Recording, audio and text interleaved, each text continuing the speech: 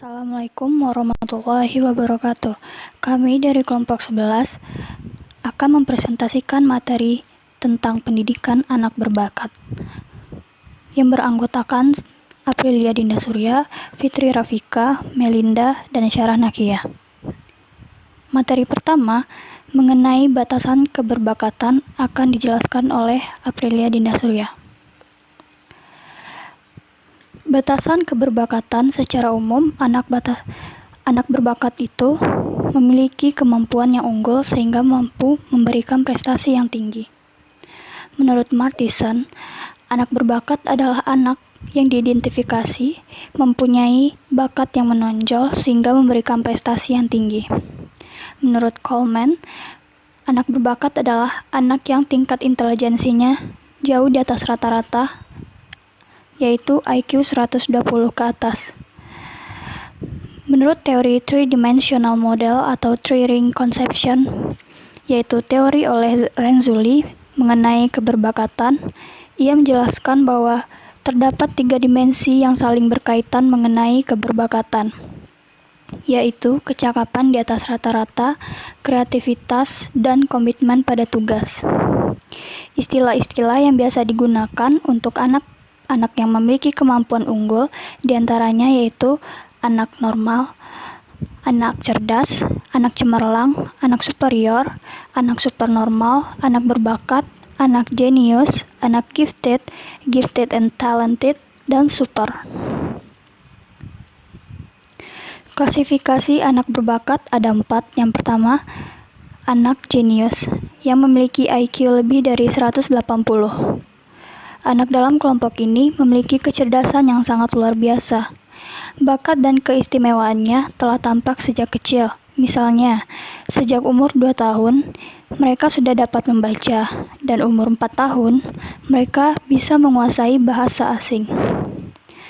Anak jenius memiliki sifat positif dan negatif. Sifat positifnya meliputi daya abstraksinya yang sangat baik, mempunyai banyak ide, sangat kritis, sangat kreatif, dan suka menganalisis.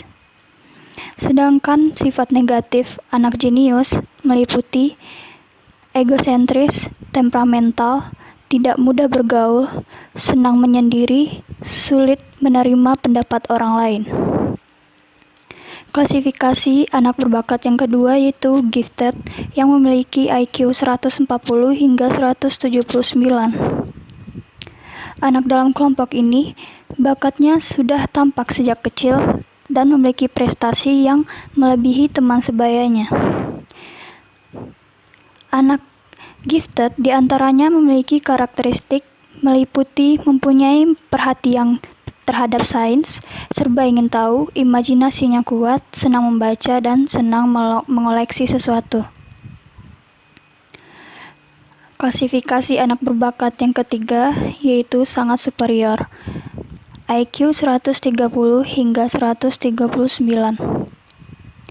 Anak sangat superior berada pada tingkat tertinggi dalam kelompok superior.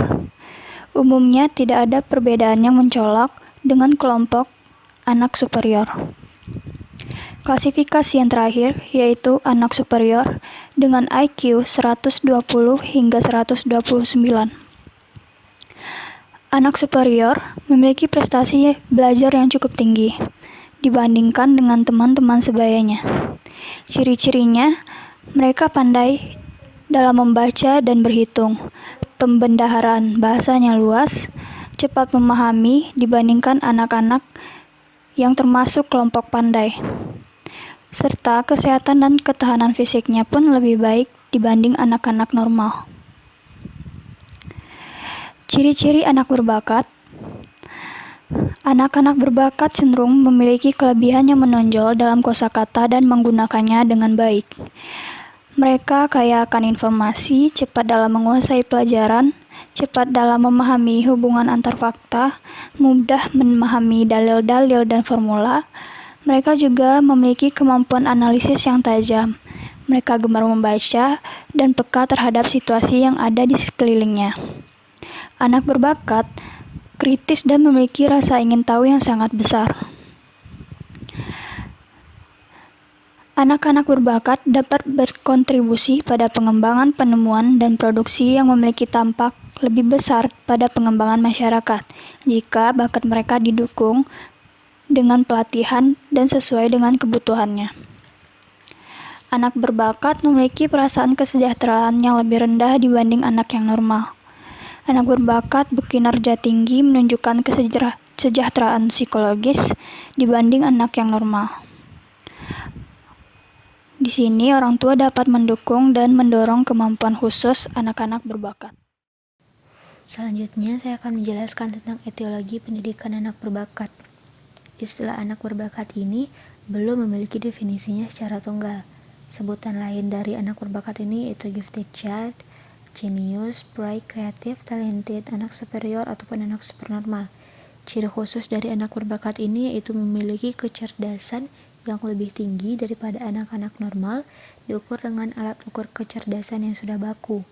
Widiat pada tahun 2014 mengatakan bahwa anak berbakat ini membutuhkan suatu layanan yang tidak disediakan sekolah pada umumnya. Tujuannya yaitu untuk mengembangkan kemampuannya secara optimal. Yumnah pada tahun 2016 mengatakan bahwa anak berbakat ini membutuhkan suatu layanan khusus untuk mengasah potensi yang dimilikinya. Layanan tersebut yaitu layanan jangka panjang, bukan layanan jangka pendek. Pendidikan untuk anak berbakat ini bermula dari tahun 1867. Diawali dengan tersenggaranya sekolah dan kelas khusus penelitian-penelitian, serta berdirinya berbagai macam lembaga-lembaga pendidikan khusus bagi anak supernormal atau anak berbakat ini. Penelitian tersebut dilakukan oleh beberapa tokoh ilmuwan dari tahun 1867 hingga 1956. Nah, tokoh-tokoh tersebut yaitu William T. Harris, Brunner, H. J. Blacker, M. Ersuption, Dr. Lewis M. Terman, dan tokoh-tokoh lainnya. Tokoh pertama yang membangun pemikiran tentang anak berbakat ini yaitu Plato. Plato mengatakan bahwa anak berbakat ini merupakan anak emas karena kemampuan yang dimilikinya ini merupakan satu karunia atau gift dari Tuhan. Plato mengatakan bahwa keterbakatan yang diperoleh oleh seorang anak tersebut bukan berasal dari keturunannya. Keterbakatan tersebut bukan hanya berasal dari kalangan atas, tetapi juga pada kalangan bawah. Sir Francis Galton itu mengatakan bahwa Sir Francis Galton ini memiliki pandangan yang bertolak belakang dengan si Plato. Ia mengatakan bahwa kemampuan yang dimiliki oleh seorang anak itu berkaitan erat dengan keturunannya.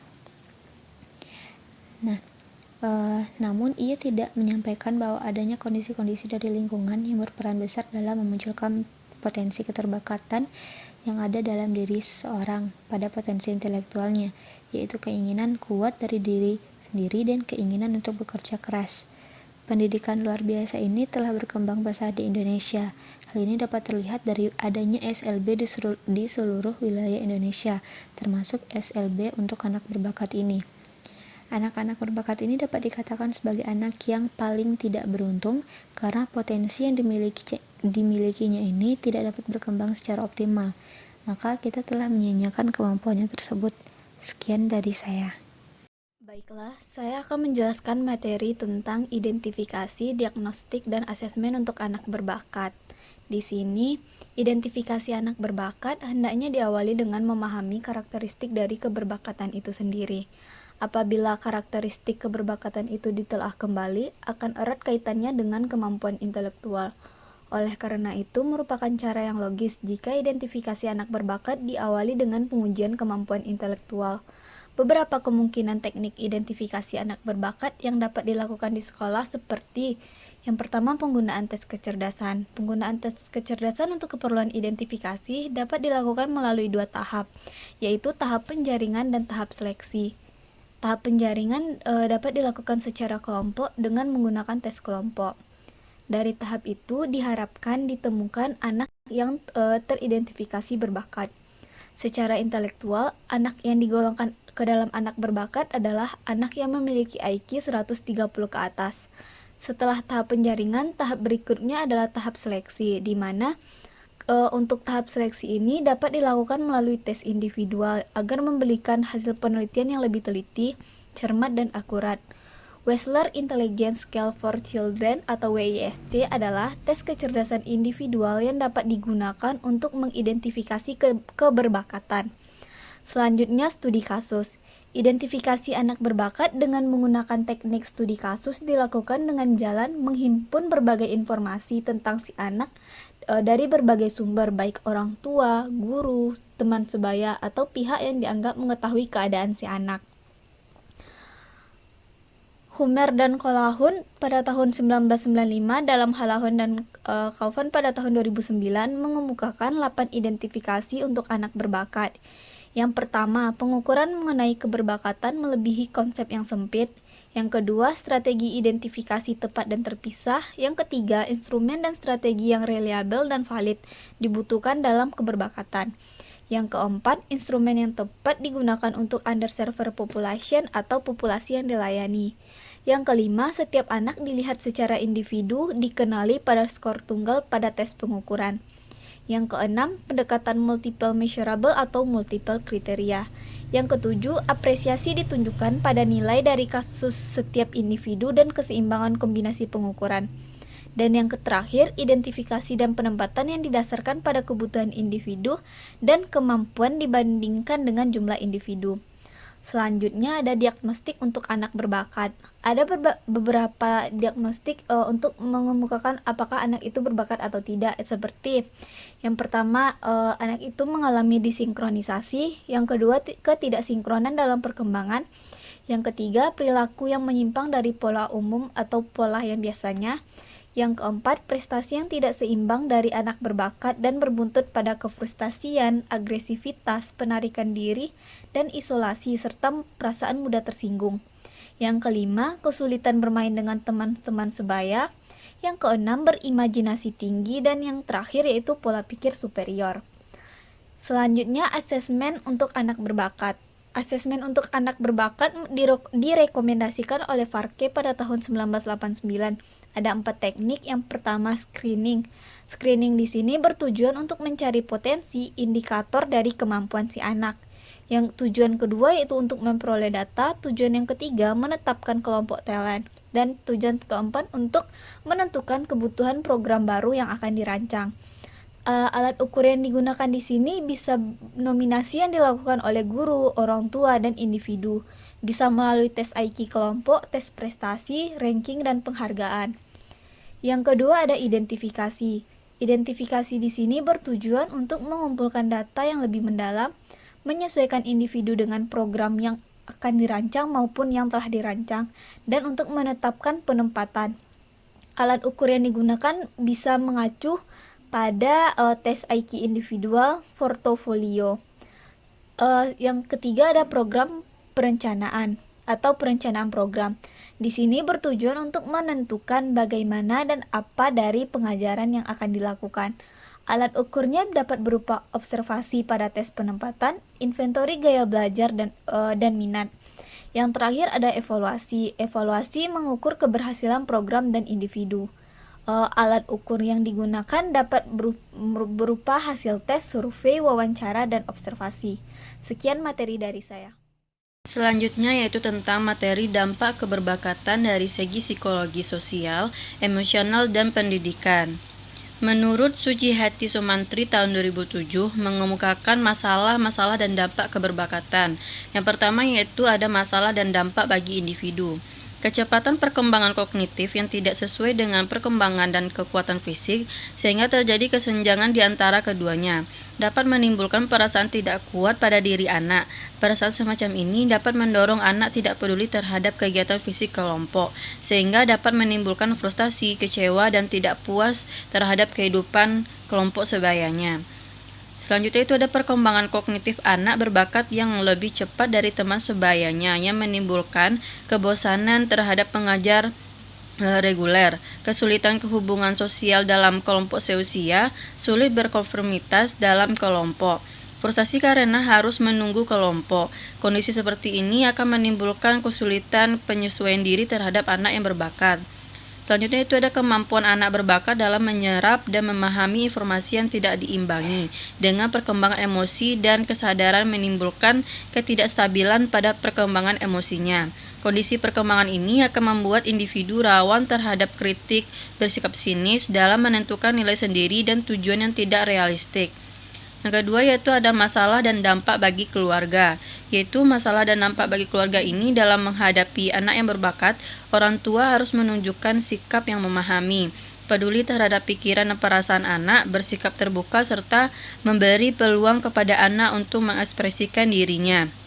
Orang tua berperan sebagai guru bagi anak yang berbakat di dalam keluarganya. Berikut di bawah ini ada perlunya orang tua memperhatikan untuk membantu anak yang berbakat, yaitu yang pertama menciptakan komunikasi terbuka antara orang tua dengan anak dan menghindari sikap tekanan mental terhadap masalah anak.